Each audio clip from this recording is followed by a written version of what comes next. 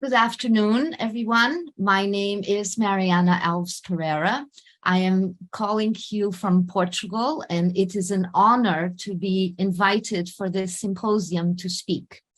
I have been working for the past 35 years on the effects of infrasound on health, mostly in occupational and environmental settings. So my presentation today will be accumulation of 35 years of research and not just something since last year.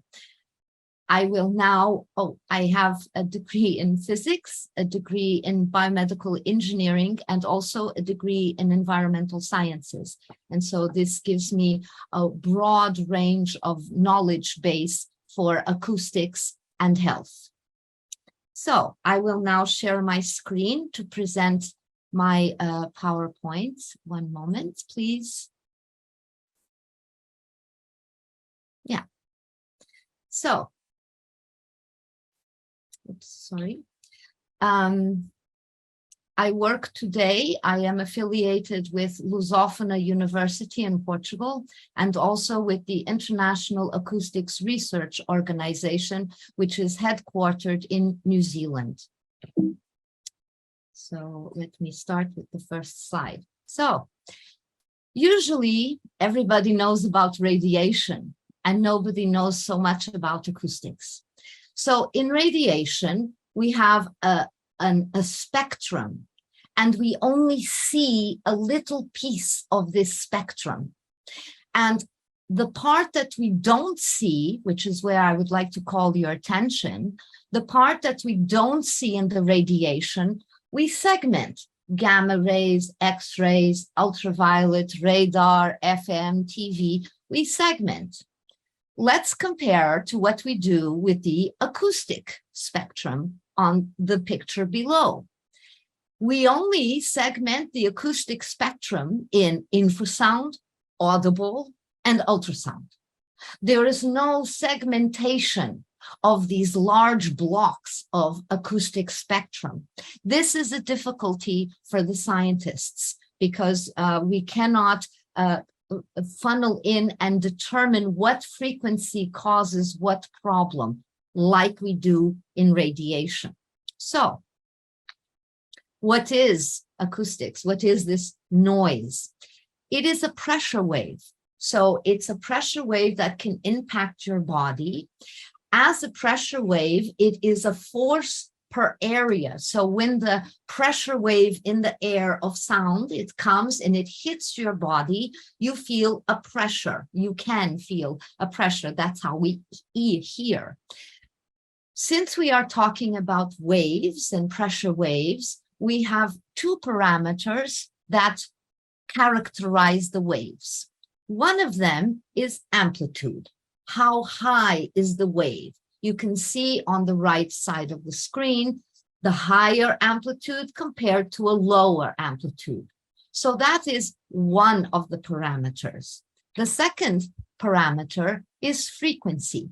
So how many cycles does this go per second? You see on the left side of your screen, high frequency versus low frequency. What I would like to point out is the space between the peaks. So in high frequency, this space is very small. In low frequency, this distance between the peaks is very large. I give here some examples. So at 3000 hertz, and this is 3500 hertz where babies cry, and 4000 hertz is where professional deafness is defined. So at 3000 hertz, the distance between the peaks, as you can see, is centimeters, so 0.1 meters. But when we go to 20 hertz, and 20 hertz is the limit of infrasound, 20 hertz and below is infrasound. So when we go to 20 hertz, the distance between the peaks is 17 meters. This is extraordinary. This is what allows, as you can see on the right side of the screen, high frequency, the little distances, they do not penetrate structures. They do not penetrate the earth. But when you're talking about low frequencies, where the wavelength, the distance between the peaks is 17 meters, if you go to 1 hertz, it's 343 meters, the distance between 2 peaks. This is why low frequency can penetrate structures and can penetrate the ground. So now we know how we characterize the wave. We need to know the amplitude and we need to know the frequency. Historically, we have studied noise in order to protect the hearing only. Because until recently, the 1960s, we didn't realize that even if we don't hear it, it might affect our health. So there is a historical reason since 1920s and 1930s, when the industrial world started making a lot of noise, particularly in urban areas, there was defined a methodology to measure noise. This methodology is still existing today. And I'm sure you have all heard of the dBA. One more detail. What do we hear? We hear a combination of amplitude and frequency. It's not linear.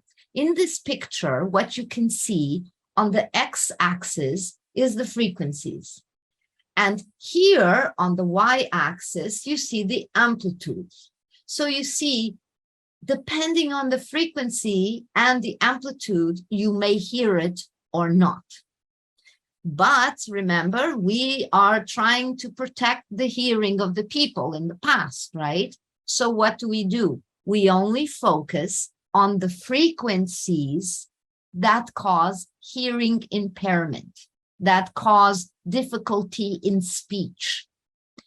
So how did we do that? We invented the dBA. We collectively, as a society, we found this dBA to be a good metric for noise pollution. What is this dBA? So you see on your screen a blue curve. What is this blue curve? It's what defines the dBA, on which I understand in Japan, all of the legislation regarding noise is based on the dBA, or almost all is based on the dBA. So let's look at this. It gets a little technical, but I'm only showing pictures for the layperson to understand. Here on the y-axis, you see we have a 0. And on the x-axis, we have the frequencies again. Where do humans hear very well? They hear very well between 800 hertz and 7,000 hertz. These are the limits that I'm showing you there between the 2 black arrows. This is 800 and 7,000 hertz. And now if you take that and you go to the y-axis, you see it corresponds to 0. What does this mean? When you are measuring with dBA, in the 800 to 7,000 frequency range, what the number you get on the machine is really what is in the environment. The difference between when you're measuring in dBA in this 800 to 7,000 hertz range, which is where we hear very well and what we want to protect, when we measure in dBA, the difference between what the machine says and what is in the environment is 0. Good. This is good. We want to protect the hearing. This is great. But now, when we come to infrasound, the dBA is completely inappropriate because, as you can see, when you're measuring at 10 hertz, which is already infrasound, the difference between what you are measuring on the machine and what is there is 70 dB. That's a huge difference. For a scientist, that's not a measurement. 70 dBs, difference of what you are measuring and what is there? So I'm going to give you an example, a real life example of what it means to measure with dBA and to measure without dBA. What you are seeing on your screen, the pink and the red bars, is the results of the measurements of acoustic environment around a wind power plant, inside a home near a wind power plant. The red bars here in this picture, that's the dBA. When you measure in dBA an acoustic environment, those red bars are the only thing you will measure. Notice that on the last bar, it says total. The dBAs in this particular case do not even reach 25. This, according to most legislation in the world, and I think including Japan's, this is perfectly acceptable. Less than 25 dBAs, this is perfectly acceptable. But now look at the pink bars. The pink bars is what is actually there. Look at the amount of infrasound that you can see on the left where the black arrow is showing. All of that is infrasound. And it is not measured, as you can see, at all by the dBA metric. So this is the old way of doing things. You see, in the x-axis of this picture, you have again the frequencies, but here we are looking at 1/3 octave. So we have an octave and we cut it into 3 pieces to increase the resolution, to look closer. For infrasonic outputs of wind turbines, this 1/3 octave resolution is insufficient to characterize the environment. So the new way of doing things, which is what our team is doing, we take high resolution measurements of the acoustic environment. Again, this is a picture of the acoustic environment in a home near wind power plants. And you can see that above 20 hertz, it's black. This is almost black. It means there is no sound. There is very, very little sound. But you can see below 20 hertz, you see these lines. Again, why is this high resolution? Because we did not take the octave and segment into 3, 1/3 octave. We are looking at 1/36th octave, very high resolution. And what we see when we are near wind turbines are these straight lines. Now, you know, in nature does not do things in straight lines. What this is, these straight lines, is the infrasonic acoustic output of wind turbines. These are onshore wind turbines. Here is another picture of the same data.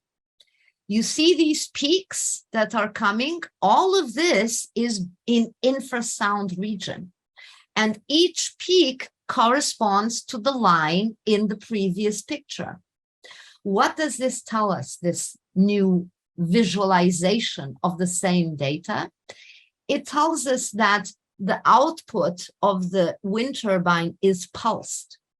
Not only is it pulsed, but you can see that the peaks are very high. Sometimes these peaks go over 20 dBs over background noise in the infrasonic range. Okay, so we can tell what type of turbine, what model of turbine is present by these peaks. So it's undoubtedly wind turbines. And I must just add that natural planetary infrasound, which we also have, volcanoes, oceans, they do not have the characteristic of this pulsed peak situation. This is a mechanical device. So, what are you being told? You're being given, I'm sure, the mantras that everybody around the world is being given. Oh, infrasound is below the level of hearing perception. It's below the level of audibility. It's below the level of concern. But the most famous one is, what you can't hear won't hurt you. Of course, this is no scientific basis, as we will now see. Infrasound and low-frequency noise is considered a physical agent of disease like radiation and opposed to biological agents of disease, chemical agents of disease, and psychosocial agents of disease. Noise, like radiation, are physical agents of disease. So, how long have we known this? Is infrasound something new? Is this only coming with wind turbines? No. They were studying the effects of infrasound in the Apollo space program and the Soviet space program of the 1960s. In 1973, the National Center of Research of France held a whole colloquium on infrasound. In 1976, there starts to appear the term extra auditory problems of people exposed to noise. So workers were being exposed to noise. They started having problems in their body, had nothing to do with the hearing. So in 1978 in France, they finally showed, with 1978, they showed that in deaf mice, so mice that were genetically, they could not hear from birth, when they are exposed to infrasound, their performance goes down. You see, so it's not through the ear, this infrasound. In fact, most recently, German researchers have shown that infrasound is processed through the brain, but not through the ear. So, in the Russian Federation, since the 1980s, there is legislation for infrasound. And I want just to take a moment to look at their official legislated numbers from year 2000. You can see 2 hertz, 4 hertz, 8 hertz, 16 hertz. They are segmenting. Remember, the acoustic part was infrasound, one big block. Well, the Russian scientists segmented. Also, if you look on the last column, you can see that they are measuring the amplitude not in dBA. They are measuring it in dB linear, lin, which is the equivalent of the pink bars that we saw. So they are actually measuring the entire environment. One more thing I would like to point out is noticed on the first column, the different situations. You have legislated numbers for occupational, 2 types of occupations, and you have legislated numbers for 2 types of environmental situations. So you see, this is not new that infrasound can cause problems to people and animals. Today, it is the Chinese Air Force Medical University that has taken the forefront of the studies of infrasound. Of course, now, starting 2000, we have much more sophisticated techniques. You can see here on this slide the titles of the scientific papers that are being produced showing that infrasound can damage the brain.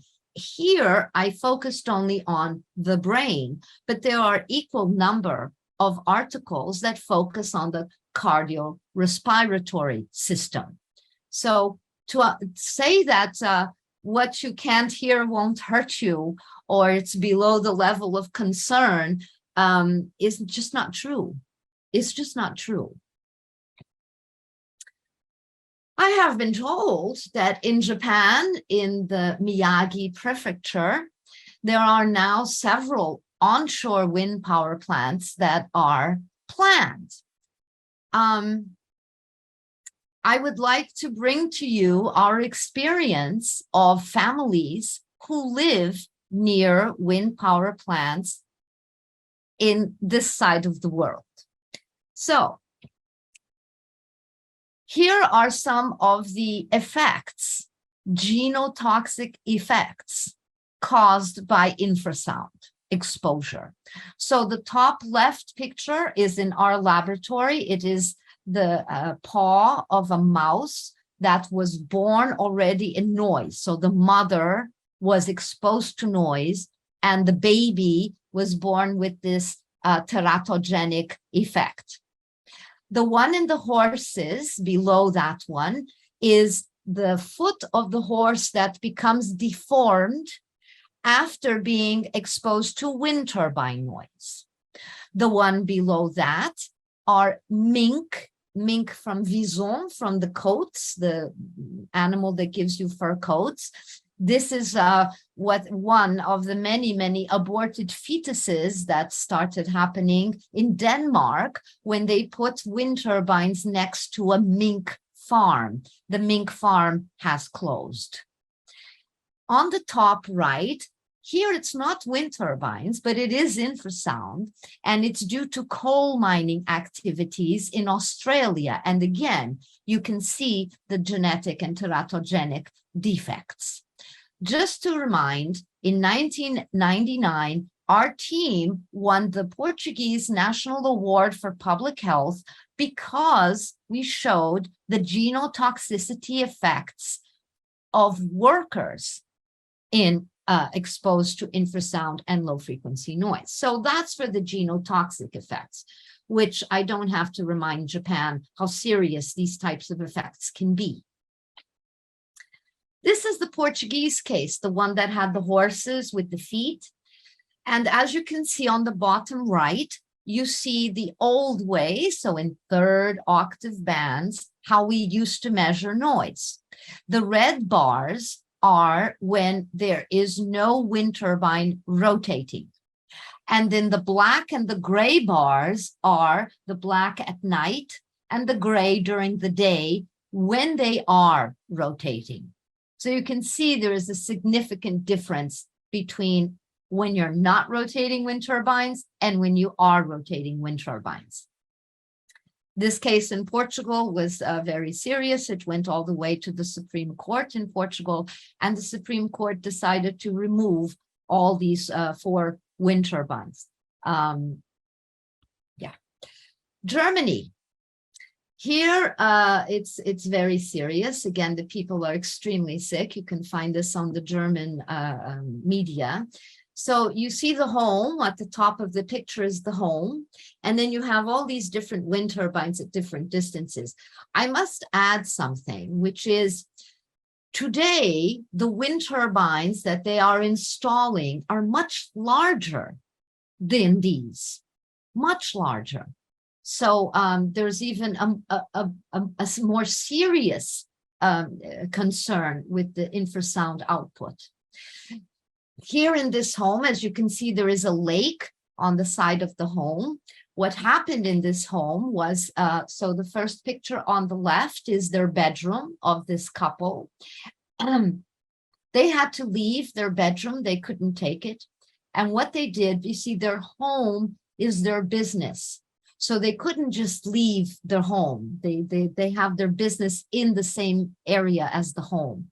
So what they did is they made a bunker, what we call the bunker bedroom, and they made stairs going off the kitchen very deep, and they made the bedroom where you now see on the right-hand side of your screen. This is where they sleep. I asked them, well, do you feel better? I mean, if this is the solution, at least there is a solution.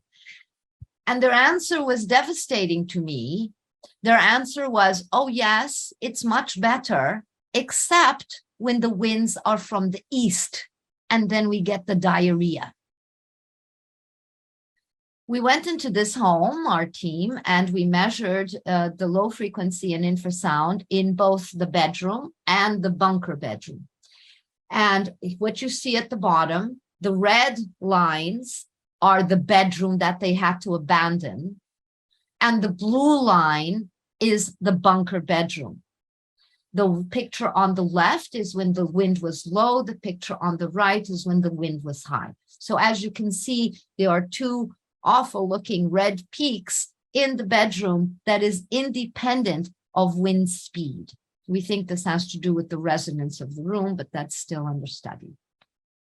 Here we have Canada, where I visited in 2019.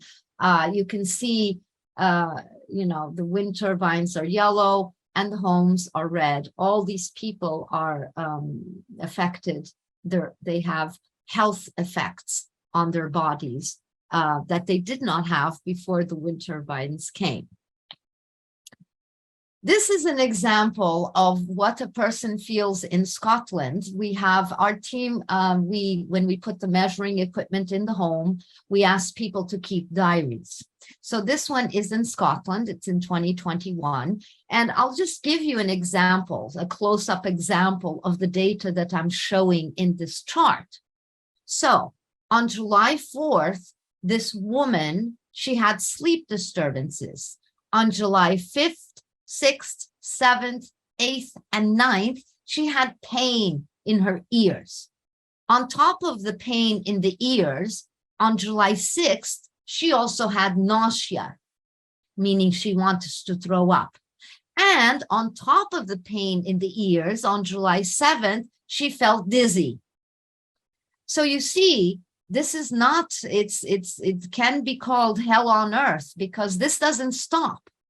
Unlike occupational exposures where the person goes home from the job and hopefully at home it's not noisy, when it's in your home, you're sleeping in this. You're sleeping in an environment which is aggressive to your body. This is an example of, again, the wind turbines in Scotland. Notice above 20 hertz, there is practically nothing. It is not the audible. The dBA here would get nothing. And yet you see those lines that correspond to those peaks on the right-hand side. This is in Scotland, but we find this all over the world where we measure. Offshore wind turbines. I can't tell you how bad an idea this is, but, money talks, and that's all that matters, it seems. So I have been informed that in the Yamagata prefecture, you are now planning enormous offshore wind power plants. Well, let me tell you what's happening in Europe, United States, and Canada with the offshore wind power plants. And all I can hope for Japan is that there is no fishing in this area. And no fishermen either, because they won't have a job soon. Let me show you what happens all over the world. Well, on this side where they have all these offshore wind turbines. Look, 2018 in Holland, the fishermen made a demonstration in the port of Amsterdam. Look at Britain, the lobsters are gone. Look at Ireland, the fishermen are uniting against this wind power plant. Look at France, look at Scotland, Denmark, Germany, United States, and Canada. We are all having problems with offshore wind turbines. Please reconsider. Maybe put them further away or put them in a place where there's not good fishing. It has been so serious that the European Commission has already had 2 conferences on offshore wind turbines, one in January 2020 and one in May of this year. The one in May of this year is questioned if offshore wind turbines are a new environmental failure. Please reconsider your decisions about accepting wind turbines into Japanese territory. This ends my presentation. Thank you very much for your attention.